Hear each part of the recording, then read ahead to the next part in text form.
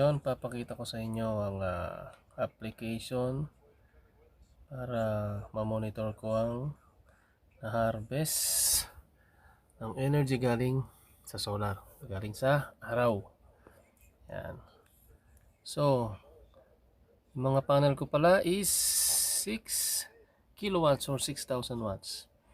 Time check is 12:30 in the afternoon sa Pilipinas. Itong na-harvest galing sa araw. Ito naman ang inverter.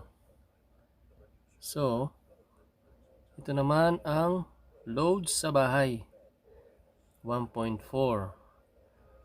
At itong blue, yan ang sobrang na-harvest ng araw.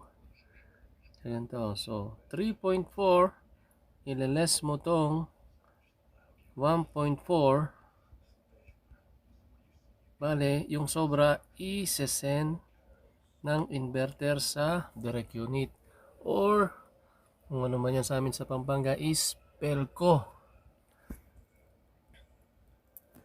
Bale, kung may battery naman, laging priority ang bahay. Kapag may sobra, i-charge yung battery. Sa ngayon, wala pa akong battery. So, pala ngayon nag-send tayo ng kuryente sa direct unit. Let's say sa isang buwan, kung 100 kilowatts yung nasend natin sa isang buwan, bibili niyan sa atin ng direct unit. Kung sa amin sa Pelco, nasa 10 peso per kilowatts binibenta nila. So, amin dahil nagsisend ako ng kuryente sa direct unit, so bibilin lang nila yan, nasa 5 peso lang yan.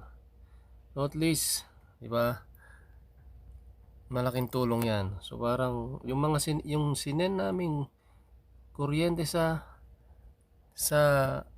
grid, magagamit namin sa gabi. Ganito, ito yung na-harvest. Ito ko sa inyo yung na-harvest ngayong araw. Itong kahapon na lang, kahapon. Ito yung kahapon na nagamit naming kuryenteng galing sa araw. Yan. Ito namang orange, yan yung nasend sa Pelco. Imaginin mo yan, 5.53.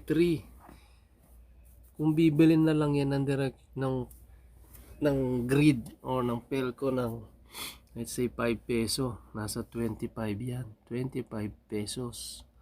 I-multiply mo yan ng 30 days, around 700 yan, 800. Ito naman ang nasisave ko araw-araw. Yan, ito. Ngayon nasave ko kahapon, 7.87. Ito naman 9.8, di ba? The next day, February 3, ayan o, 10.38. Imagine mo yan, 10.38 na galing araw. Multiply mo yan ng 10 peso, di 100 yan, 100 peso. Times mo ng 30 days sa 3,000. So ibig sabihin, nakakasave ako ng 3,000 peso or 100 pesos noong February 3. Doon naman sa February 2, so 9.8 yan. Bale, wala kaming battery. So, kapag gabi, patayan. Bale, walang harvest. Walang harvest yan pag gabi. So, ang mangyayari, bale ito, pag gabi, walang harvest. Dito kami ngayon kukuha yung araw. Gaganon yan. Tapos, Yan, bali yung grid magsisend ng kuryente sa bahay kasi gabi dahil wala tong araw. Sa gabi naman, dalawang aircon, no? So, sabihin natin sa isang buwan nagamit namin sa gabi is 100 kilowatts. Yung na-harvest ko naman sa yung na-harvest naman na from araw na naisisend sa unit, let's say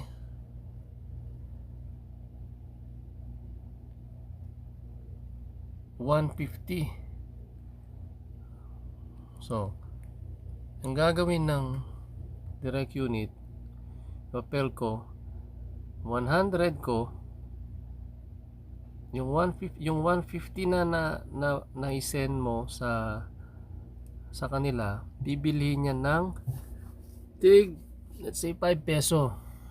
So 5 peso, 150 times 150. Ngayon, yung 100 na ginamit mo sa gabi, bibili mo sa kanila yan ng 8 peso o 10 peso per kilowatt. So say 1,000.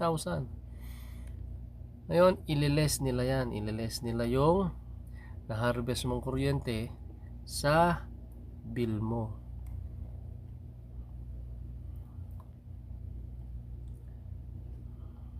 Ito. Tapos yan, may record dyan. May record kung anong oras. Napakagandang investment nito. Napakagandang investment ng solar panel na yan.